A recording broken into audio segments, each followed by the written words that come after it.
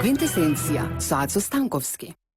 Квинтесенција доаѓа од Аристотеловата филозофија за конституцијата на светот и постоењето, кое е конспирирано како комбинација од 4 елементи – земја, вода, воздух, оган. А петтиот елемент, кој ги соединува сите и ги регулира, е наречен квинтесенција. Неговото поимање е блиско до постоењето на духот во метафизиката или како космичка интелигенција во езотеријата.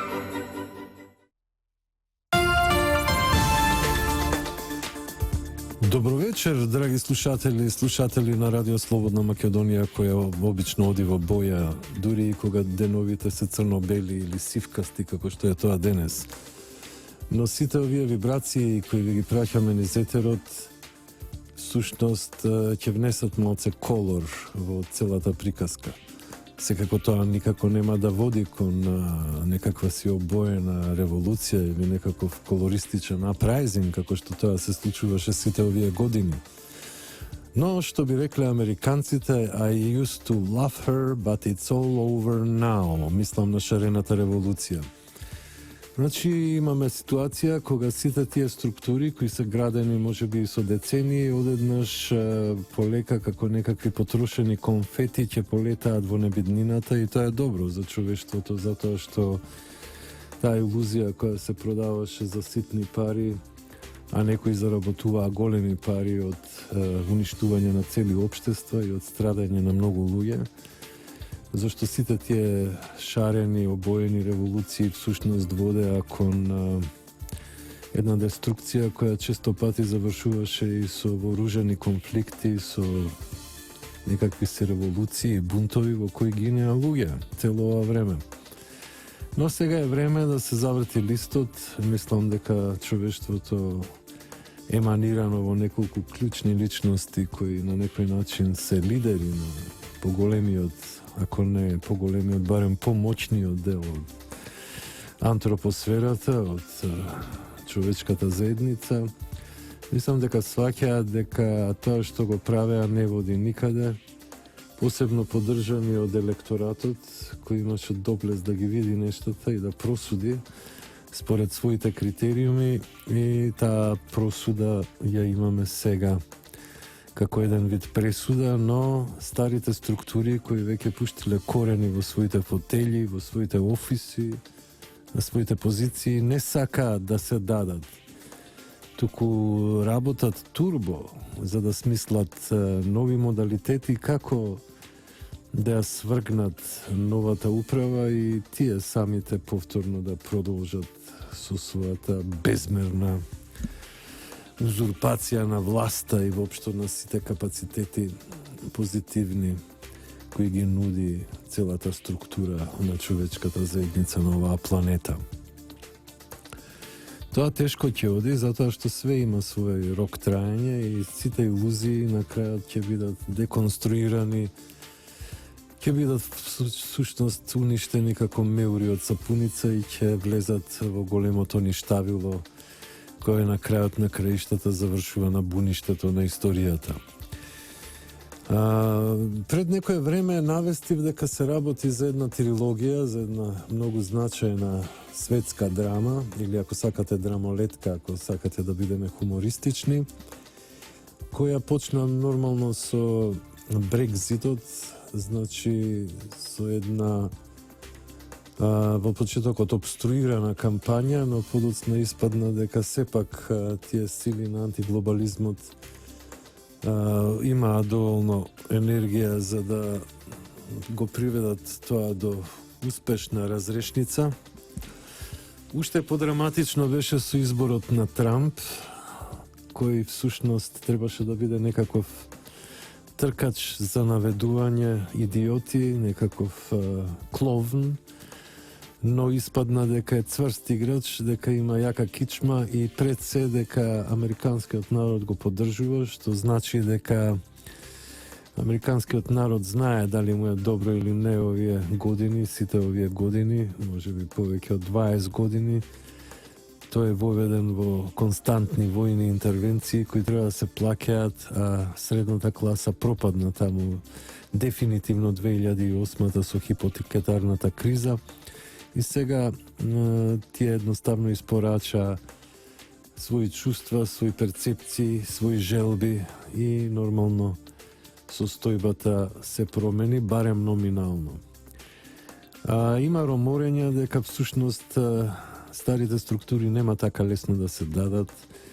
Има прилично индиции за тоа како тие се реорганизираат, па и турнејата на Обама некако иницира такви некои ситуации, но пред се онаа средба на сите тие членови на Билдерберговите, на сите тие елитни друштва, пред се милиардери, предводени од најкрупните кланови, како што се Ротшилд и Рокефелер, и нивните сателити и трабанти, нивните слуги, да речеме, исто милиардери, кои се собраа во Мандарин Ориентал хотелот во Вашингтон ДС и беа таму затворени неколку дена, кува нешто во своите глави, нешто што би требало да биде организирање на една силна кампања која би била исто предводена од одредени структури кои ги гледавме и тука, и во Украина, и во арапската пролет, нели, во арапските земји, во Северна Африка, и на Блискиот Исток, и насекаде кај што цела таа олигархија, нели, американска, има некакви интереси и воопшто нивниот империализам како еден вид на содејство со сите тие структури кои се всушност прилично античовечки настроени, би рекол. Може би понекогаш делуваат и како хуманитарци, но тешко тоа да биде во еден дефект како реалност, затоа што сите анализи водат кон тоа дека нивните игри се токму такви, виртуелни, често пати шизофрени, што се однесува до нас. Една е приказката за народот, а друг е вистинскиот план за действување. И така, со сите тие перипети, со своите чудесни лавиринти, со моќта на своите пари и позиции, успева да го возат, да го дриблаат човештвото и едноставно да создаваат една мрежа на неоколониализам и на империализам која навистина стана крајно непопуларна и затоа цела оваа мрежа од настани и сите овие ситуации кои доваѓаат како резултат на еден длабенски отпор на човештвото, всушност на народите кои се загрозени од ова действие на сите овие плутократски сили.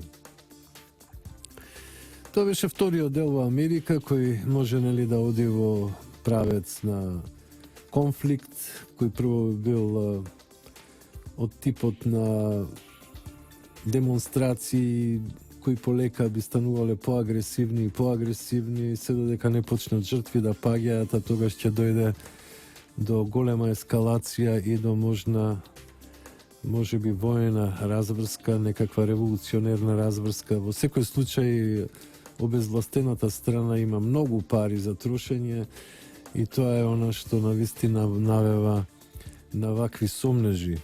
Од друга страна пак веројатно дека парите не им се инспирација, кога некој ќе стане милиардер и кога ќе почне да стожи милиарди долари, не верувам дека парите му се толку интересни, затоа што доаѓа до една инфлација на тој интерес, но предпоставувам дека интересно им е владењето, затоа што тоа е една космичка мистерија, самата моќ, нели, тоа е главната приказка.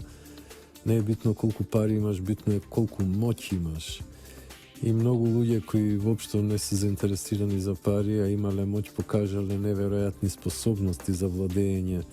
Дури и кога имале лоши системи, нечовечни системи на управување, успеале со својата харизма или со некаква мобилизација, па дури и со некакви спинови или погрешно представување на нештата, разубавување на реалноста да владеат, а може би тоа бил единствениот начин како да обстојат во целата констелација, да не паднат како жртви, да речеме, на сите тие големи корпоративни механизми кои се безмилосни. Пред се тука мислам на оние островчиња како што се, да речеме, Северна Кореја или Куба, која е можеби највехементниот пример на ваков цивилизацијски отпор, би рекол, на повеќе деценијски отпор. Еве сега отиде и тој символ на кубанскиот отпор Фидел Кастро, Бог да го прости, на 90 години се пресели во вечните ловишта за тамо да се сретне со своите колеги кои имаат историска важност и верификација, па може би ќе скршат некој муавет. Кој би бил најблискиот? Па многу се сакаа со Хрушчов, да речеме, може би со него би имале добар муавет. Че Гевара исто, како стари камаради, да си прозборат малце за старите добри времења, да си поприкажат, што се вика. Тука сигурно би биле некои од водачите на неврзаните, може би Нелсон Мендела, исто така една значајна фигура, потоа Махатма Ганди или неговиот наследник Нехру, кој беше еден од битните фигури, заедно со Насар, Гамал Абдел Насар и нашиот Јосип Броз Тито, со кого имаа мал конфликт на работ на неврзаните, посебно кога тој собир на неврзаните беше во Хавана, а кога Тито покажуваше големи инклинации кон Западот. Но во секој случај, веројатно, колвале од ист сад и Кастро, и Тито, и сите други прокомунистички легенди на историјата на 20 век. Секако дека тука ќе бидат и Ленин, и Сталин, и Троцки. Тоа ќе биде веројатно еден дел од вечните ловишта каде што одат големите лидери, големите револуционери и големите водачи национални. Но оваа димензија продолжува, нели? Димензијата на болката, на месото, тоест на материјата и на малце духовност, продолжува со своите авантури и со своите премрежија, а на вистина светот станува све почудесен и позачуден. Конечно во оваа трилогија што иницирав сега како еден вид на драмолетка е она што треба да се случи на 11 декември во Македонија, а тоа се парламентарните избори. Може би ќе речете дека е пресубјективен овој начин на гледање, но во езотеријата нема мало и големо, све некако станува битно по некои други принципи, по силата на духовноста и по силата на визијата, а не по бројот и по големината на територијата или големината на некаква си физичка сила, што една нација или една групација луѓе може да ја има. Како и да е, ние сега влегуваме во еден чудесен тунел, до некаде тој тунел е предвидлив, за некои супер предвидлив, за некои непредвидлив, но во секој случај ќе треба да се одработи овој последен чин од оваа трилогија, од оваа драма која се наметна оваа 2016 лето Божје и која на некој начин како да сугерира на една интервенција од небесата, една силна ситуација на пурификација, на расчистување на све она што на некој начин го загрозува одот на човештвото кон некои похармонични води. Ова што треба да се случи сега во Македонија е како еден вид на вишна на целата торта, нели, на шлагот, кој би се нарекол нов светски поредок, кој претрпува сега драматични промени визави како беше устроен до пред некое време, до пред само пола година би рекол.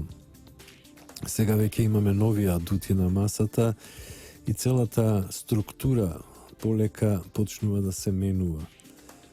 Некои луѓе тоа не може да го сватат, затоа што не гледаат физички промени во природата, што би било на некој начин холивудско сценарио, но во секој случај имаме промени кои имаат своја символика и кои иницираат длабински потреси на план на самата антропосфера, во што би ги сместил сите структури кои го чинат современиот систем, од економската, интелектуалната, политичката, геостратегиската, геополитичката важност, но исто така регрутација на нови структури кои ќе бидат на некој начин френдли ориентирани кон новите столбови на моќта.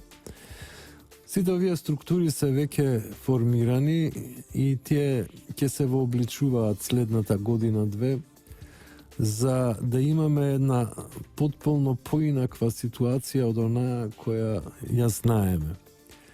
Многу политичари, многу decision makers и луѓе од одлука, што би се рекло, се уште се збунети како пилиња во јапонски лифт, но ќе треба да им се објасни, да им се разјасни. Мислам дека и нашата политичка елита беше прилично збунета од изборот на Трамп. Верувам дека само некои мали елементи на проблесок биле доволно луцидни да сватат што ќе се случи, меѓутоа на другото како мејнстрим одело во правец на глобалната реклама, нели, представата за моќта и самата пропаганда на мејнстрим медиумите која испадна дека е тотален фейк, идиотска и непрофесионална. Но тоа е така кога медиумите наместо да се држат до вистината, се држат до некои пропагандистички принципи, што го видовме тоа во изминативе месеци. Како и да е, ние сега во очекување на 11 декември ќе промислиме малце, ќе проанализираме, но тоа ќе го направиме откако ќе дојдат рекламите и музичката пауза. До тогаш уште да ги пласираме оние главни црти што на некој начин ќе бидат интересни за македонското јавно мнение, кое сега е во фаза на одлука. Сега токму кај македонскиот народ, нали, сите граѓани на Македонија се случува онаа ферментација на идеи за кого, како. Огромен дел е веќе одлучен, знае што да прави, за кого да гласа.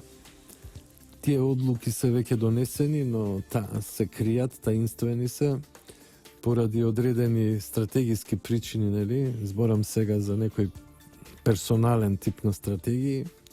Македонецот е византинец, како и повеќето од балканците, и ги има сите тие механизми на заташкување, прикривање и изненадување. Така изгледа му е подобро, така се радува, сака да поентира, да биде спектакуларен. Во секој случај, она што се случи вчера најавува нешто релевантно за изборите на 11 декември. Тој огромен собир како манифестација на националната обединетост и решеност да се реализираат главните интереси на македонскиот народ и да се ослободи од сите овие премрежиња и сите тортури кои му се случија.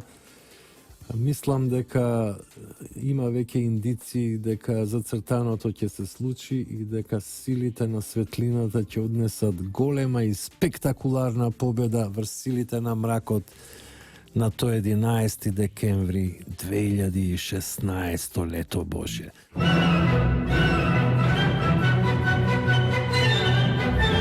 Квинтесенција со Ацо Станковски. Значи, полека, драги слушатели, од целата таа светска, комплексна, лавиринтична сцена, конечно назад во татковината, назад во оваа света држава Македонија, која имаше огромни проблеми политички и обштествени, воопшто би рекол дека беа идеолошки тие проблеми, Едноставно народот наводно се раздвои на два дела. Едните демек биле пролиберално настроени, другите конзервативно настроени. Меѓутоа, тоа нема врска со реалноста, се работи за една мала група букачи, мала група или глупа, ако сакате. Мала глупа група букачи кои едноставно беа платени да прават нереди, и тоа све со цел поредокот на империалистите да профитира од сето тоа и они да го дизајнираат регионот според своите планови, а тоа требаше да биде, нели, во случај да победат Клинтонови, да почне да се иницира, значи да се поведе една жестока политичка, па и војна кампања против Истокот, против Русија конкретно. Може би судерот ќе беше инициран во Украина или во Сирија, меѓутоа потоа ќе ескалираше сето тоа. Може би едноставно тие заблудени и аутистични, би рекол, структури во Вашингтон ДС и други, нели, тајни братства кои управуваат со американската политика од сенка, може би сакале да видат како може да изгледа една атомска војна. Тие сигурно би се заштитиле во своите тунели, дупки, изолирани добро под земјата, со огромни резерви на намирници кои би можеле да ги крепат таму и десетици години. Но ете, кога имате огромна моќ, вие сакате да ја испробате, да видите како тоа изгледа, како еден вид драма, да речеме, еден вид представа. Но тоа не се случи, не им се овозможи на тие структури. Едноставно народот во USA се дигна и го изгласа човекот што едноставно сега ќе ги зачисти сите тие пајажини, нели? Сите тие злодејствија и групации на деструкција. Што се однесува до нашата мала прекрасна татковина, која сепак има некоја езотерична или магиска тежина и е многу битна како еден невралгичен пункт на целава планета, би рекол дека тука треба да заврши цела оваа епизода со овие драмолетки кои се случува на белосветската сцена и треба секако да заврши во еден спектакуларен манир, би рекол триумфално. И тоа ќе се случи затоа што веќе има индиции дека народот овие избори ги гледа како референдум. И тоа е многу значајно да му се објасни на народот дека само еден е патот, а тоа е патот на суверена, независна, унитарна Македонија. Македонија која е добиена по цена на огромен број жртви. Само во 20. век има 3 геноцида врз македонскиот народ направено. Првиот е по Илинденското востание, втората е за време на Балканските војни, а третиот е токму во граѓанската војна во Грција, каде што стотици илјади луѓе се избркани, а десетици илјади луѓе убиени. За време на Балканските војни тој број е многу поголем, се проценува на неколку стотини илјади, затоа што и Првата светска војна и Балканските војни се водеа на територија на Македонија и тука има страотни разорнувања, девастација на земјата и жртви. Да не зборам за осиромашувањето и стресот и траумите што овој народ ги има доживено.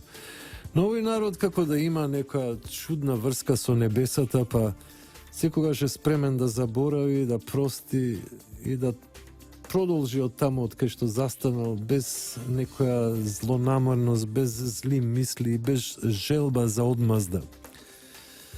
Но после овие избори ќе мора нешто да се превземе во смисол на расчистување на целата оваа ситуација, затоа што доколку не се расчисти ситуацијата, потоа повторно таа болест, тие вируси што ги гледавме, тие шарени вируси, нели, кои ги гледавме цело ова време, ќе почнат да ескалираат и повторно да не доведат во ситуација на немоќ и на болест. Но еве гледам дека време е за реклами. Мојот партнер, техничкото водство во оваа емисија Никола Јовановиќ, суптилно ми укажа дека треба рекламите да влезат во игра.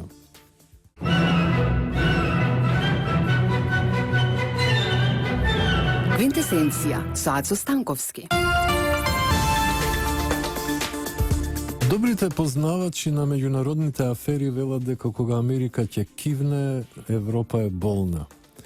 И навистина гледаме каква шарада, каков циркус и каков хаос се случува во европските државни елити, во кулуарите на Брисел и на сите тие чудни суштества кои не може да се свестат што се случило, верувајќи, нели, непоколебливо во каузата на неолибералистичката платформа на новите владетели, фактички новиот светски поредок кој зацарува уште пред рушењето на железната завеса во времето на Роналд Реган и Михаил Горбачов. Ова не го кажувам случајно. Не правам ваква дигресија за да побегнам од темата на нашите избори, но сакам да кажам дека денеска целокупната светска политика зависи од центрите на моќ.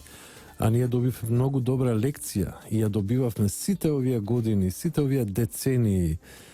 Кој бил паметен уште во време на едноумието можел да свати дека тоа е така, но тие што не биле доволно интелигентни, им треба повеќе лекции, па така добива повеќе и повеќе лекции, но после оваа последната, која траеше 2 години, ние видовме каква перверзија всушност владее во сите овие интеракции на меѓудржавен план и како е структурирана моќта на планетава. Ние секако сме на некој начин, што се вика, пословично изгубени. Тоа е нашата сила, да се преправиме дека сме тотално неспособни, дека немаме никаква идеја, нели, дека сме едноставно некакви сами пилци оставени на некоја плажа да се мотаат лево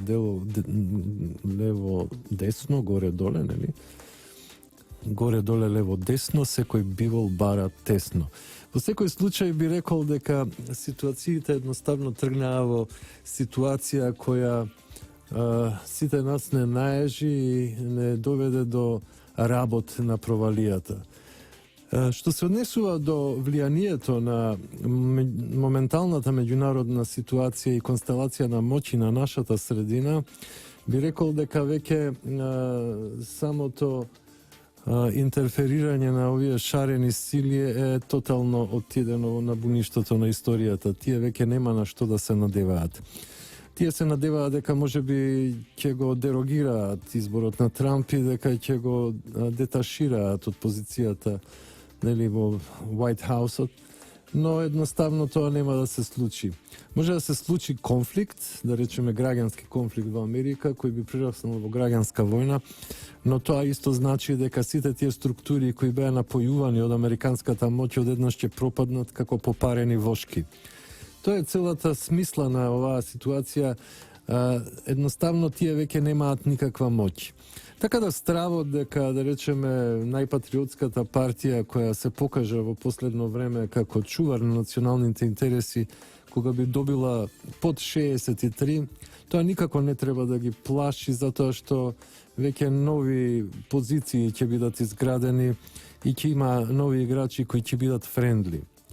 Доколку се деси, да речеме, ситуација Трамп цврсто и добро да зацари на американската политичка сцена, тој ќе биде по дефолт, значи френдли ориентиран кон конзервативните структури во Европа, така и кон ВМРО. Дури имаше такви најави дека администрацијата на Трамп очекува ВМРО да победи и да соработува со нив. Исто така имаше тука некои инсуинации дека всушност тие се спремаат да направат нова коалиција на власт во Македонија, со тоа што ќе бидат отстранети од власта ДУИ, а ќе бидат внесени ДПА и можеби уште некоја партија на албанците, доколку освои гласови како БЕСА, например.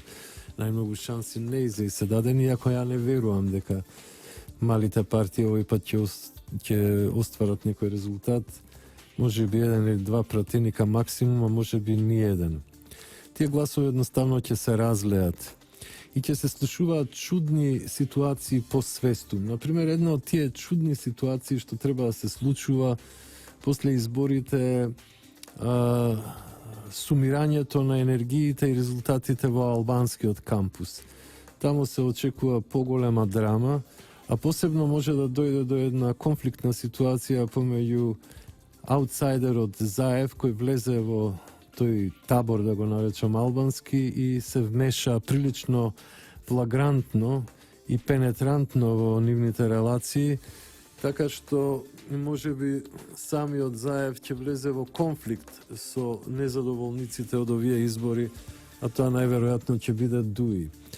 Прво, приказката оди во правец на тоа дека недостасуваат многу гласачи албанци поради нивното иселување во западноевропските земји и централноевропските земји, пред се од економски причини, од причини кои се јасни на секое печалбарско општество.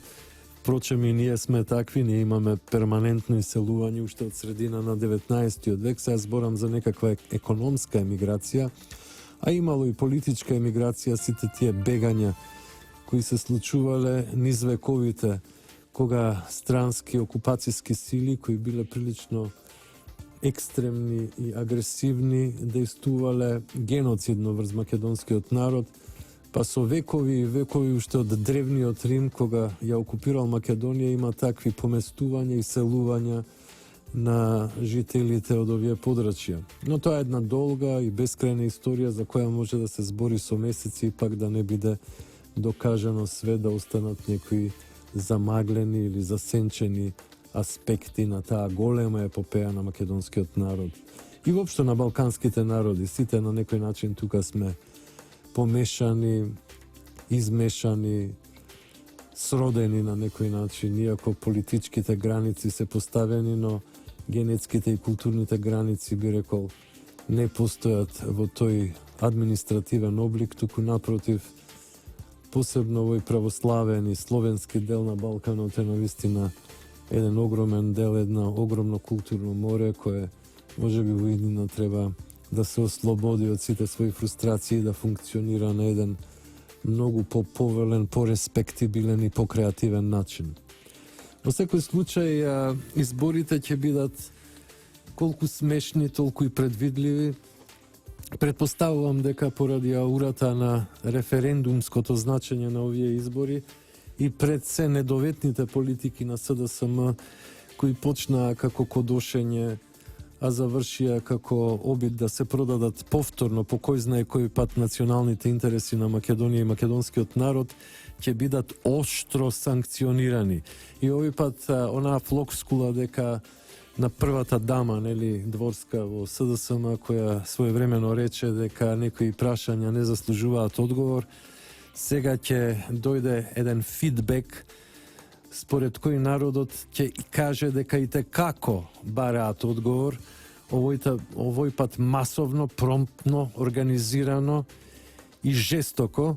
Така да, моите лични очекувања се дека бројката на пратеници што ВМРО би ја освоил ќе иде над 63, предпоставувам негде помеѓу 67 и 75 пратеника. Нормално, многу луѓе сега ќе се насмеат, но реалноста ќе се покаже како таква и ќе биде бескомпромисна, која ќе зацари со својата оска на вистинитоста. Во секој случај, тоа се само мои предвидувања, не сакам да се наметнувам како некој пророк. Јас сум само едно обично суштество кое има желба нешто да се оствари, нешто позитивно, нешто што едноставно ќе исчисти политичката сцена од разните профитери, од разните опортунисти, од разните агресивци и идиоти кои се наметнаа со невредности.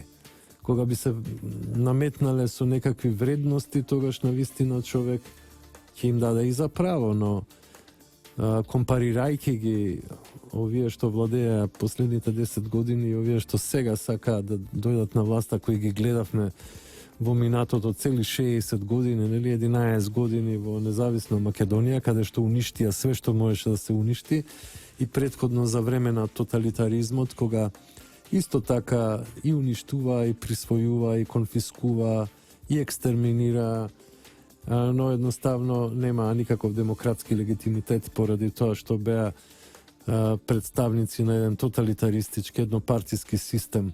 Сега сите тие структури како подгреана сарма сакаа да се соединат и да го обноват тој еднопартиски систем со делегирање. Еве се обидоа, тоа го правеа сите овие месеци со тие импланти во владата, тие лажни, да речеме, министри, кои имаа задача да прават субверзии и обструкции. Но сега тоа се ќе биде санкционирано од гласачите на Македонија. Гледам на вистина, посебно обсервирајќи го вчеров вечерашниот митинг пред собранието, дека има огромна мотивација.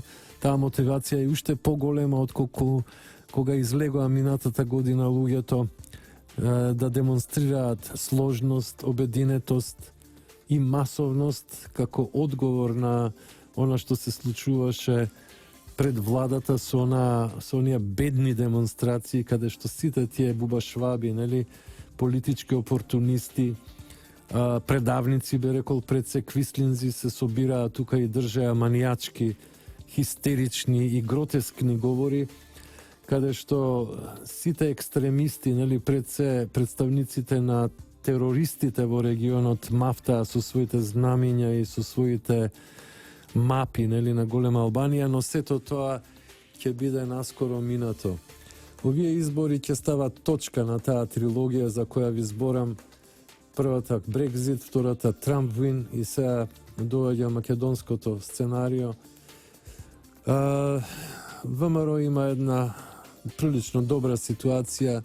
Мислам дека не треба да се плаши дури да дојде до кикс па да освоја, да речеме, од 55 до 59, како што пратеника, како што многу предпоставуваат, од онаа поскептичната групација.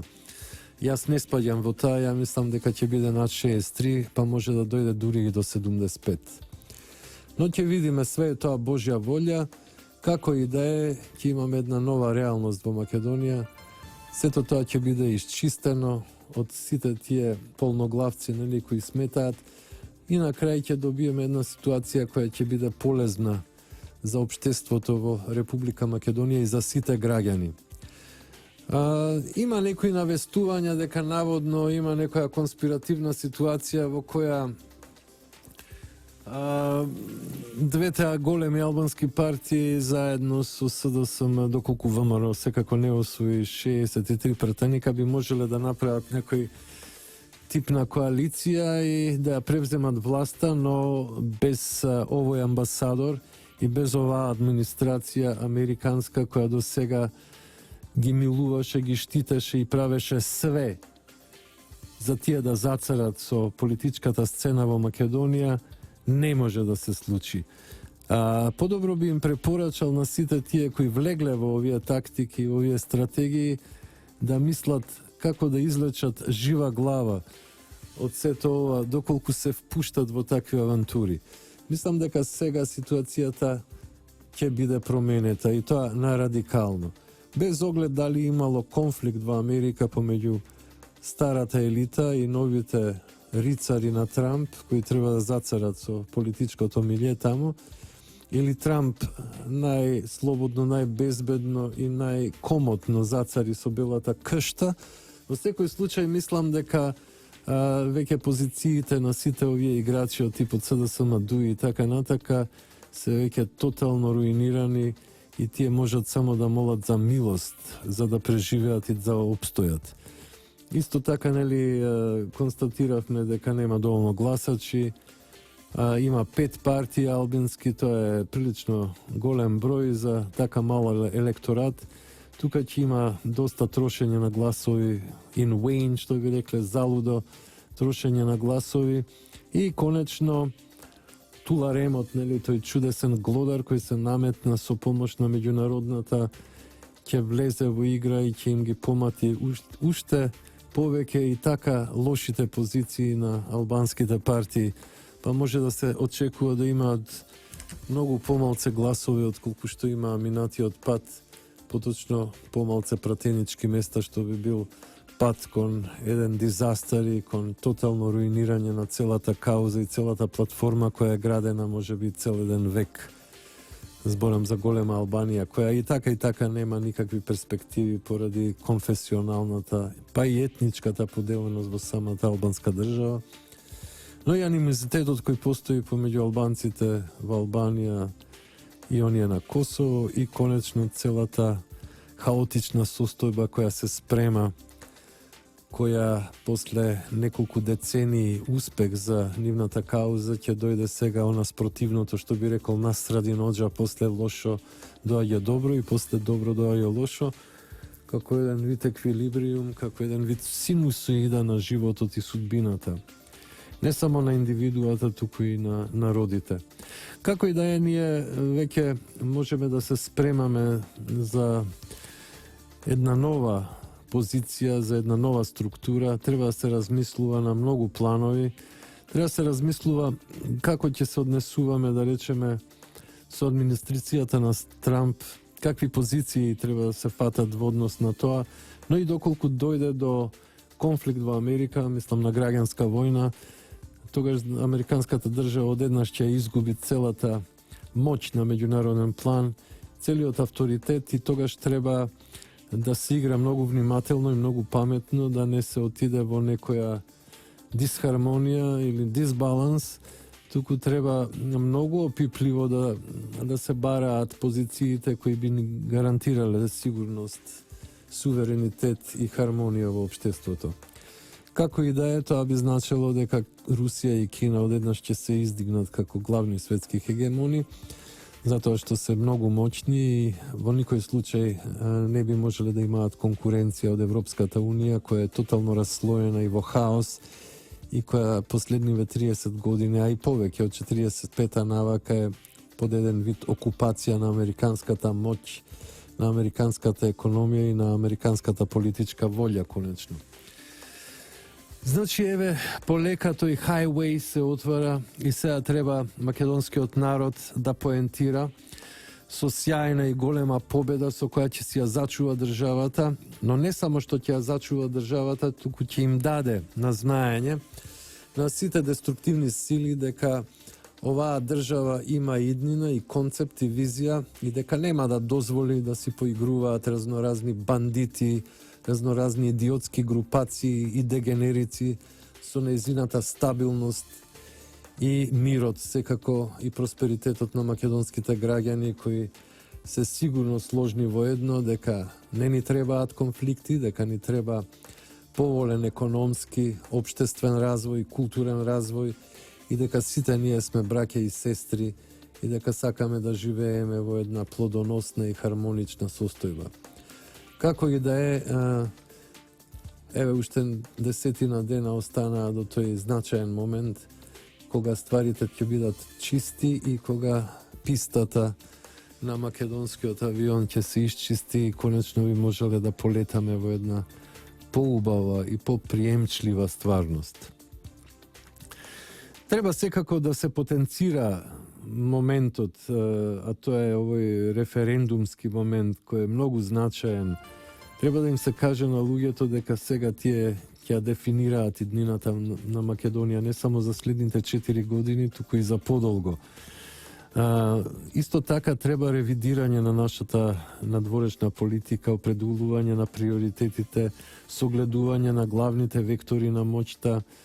Ние гледаме дека Евроазија е следната голема цивилизација која ќе ја замени американската и англосаксонската, која веќе пропаѓа полека. Тие пропагања идат секако споро, понекогаш треба пола века, понекогаш и цел век, но веќе се јасни тие курсеви кои ги гледаме и кои на некој начин, на оние кои се по-суптилни во согледувањето, им кажуваат многу што. Им кажуваат каде е светлоста, а каде темнината, и каде е хармонијата, а каде е хаосот и деструкцијата. Тоа е она најважното при секоја медитација која се однесува на сите овие проблеми кои се случуваат.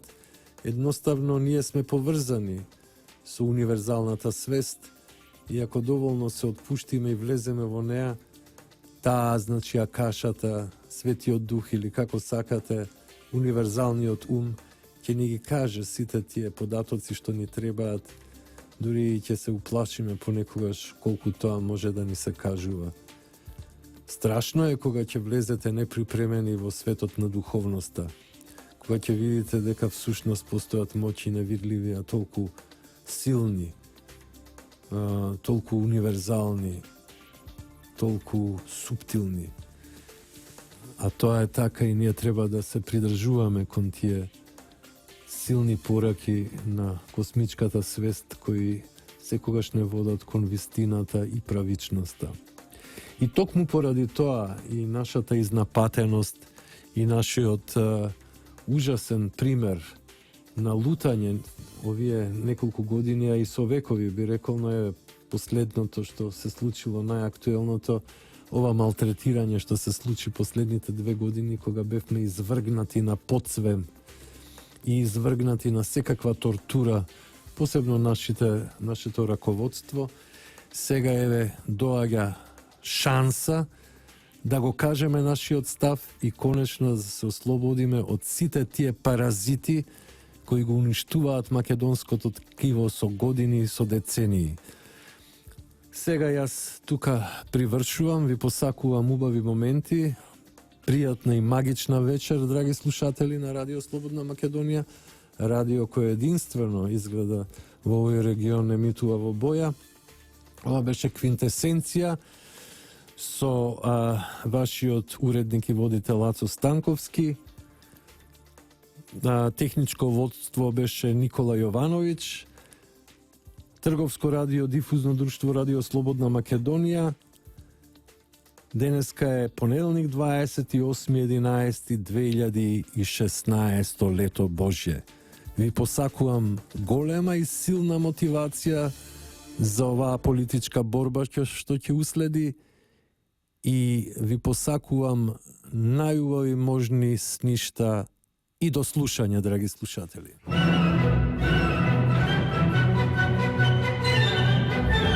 Квинтесенција со Ацо Станковски.